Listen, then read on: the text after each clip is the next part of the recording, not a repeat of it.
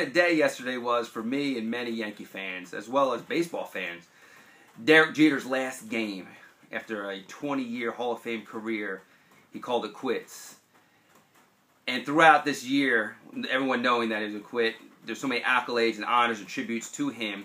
And a lot of it had to do with his on-field play. I mean, he finished number 6 all-time in Major League history in hits, number 1 all-time hits in the Yankees, and a long storied history of New York Yankees. He is number 1 in their hits.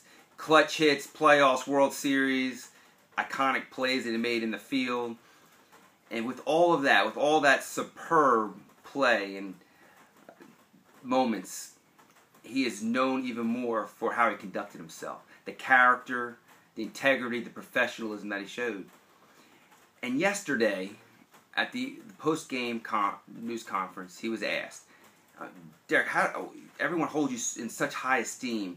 Rival players, teammates, baseball fans, non-fans. What is it do you attribute it all to?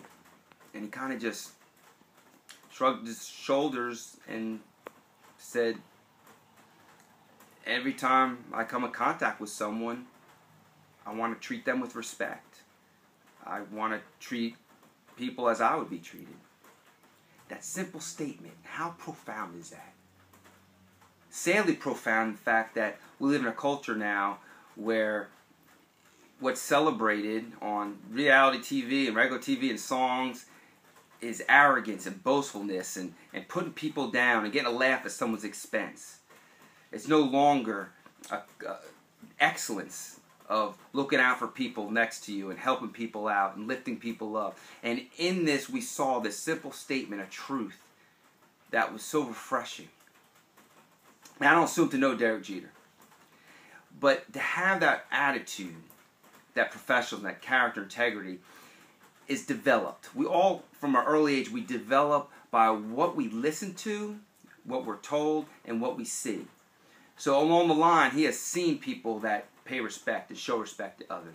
More importantly, probably he was told to be respectful to others, show respect. And then third, for all of us, we get to either choose to receive that, make that part of our mindset, or we ignore it, we reject it. And how we go about making that decision, our mind starts attracting to what we receive, what we accept. And it develops us. It develops who we are. And it comes and shows out in life. Derek Jeter, pretty sure this story was his rookie year in spring training in Tampa, Florida.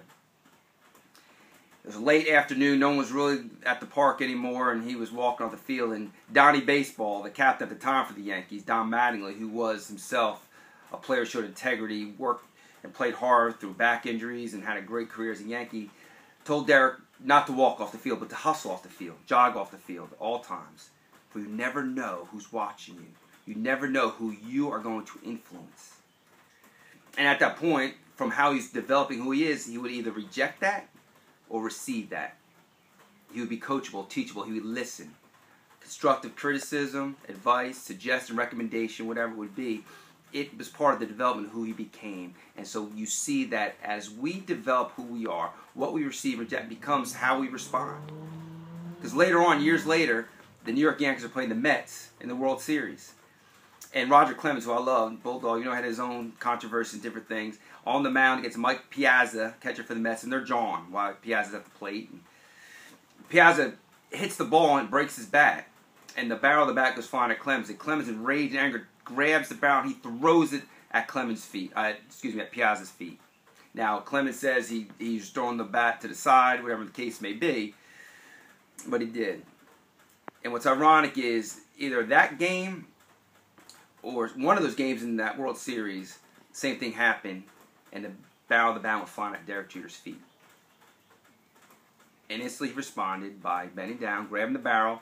As the Mets bat boy came, Derek just in a very easy manner extended his hand like sending an olive branch, and gave the barrel of the bat to the bat boy of the Mets. That's what I remember in all those great moments of Derek Jeter. That is what I saw. That's what I paid attention to. We, and rightly so, complain and just seeing how our country, how people act towards each other has been going downhill for so long. But the one thing we have control is ourselves. And we influence others. The question is, who's influencing us? And I got to ask myself, and you got to ask yourself, what am I taking? What am I accepting? What information am I receiving? Am I allowing in that is developing mindset? What am I rejecting? Because out of that comes your attitude, that comes your response to other people, situations, circumstances. Not to be able to just flip a switch and show respect, show dignity, show integrity. It's developed.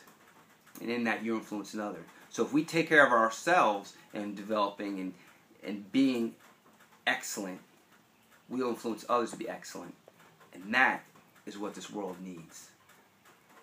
So I challenge and encourage you to live excellent.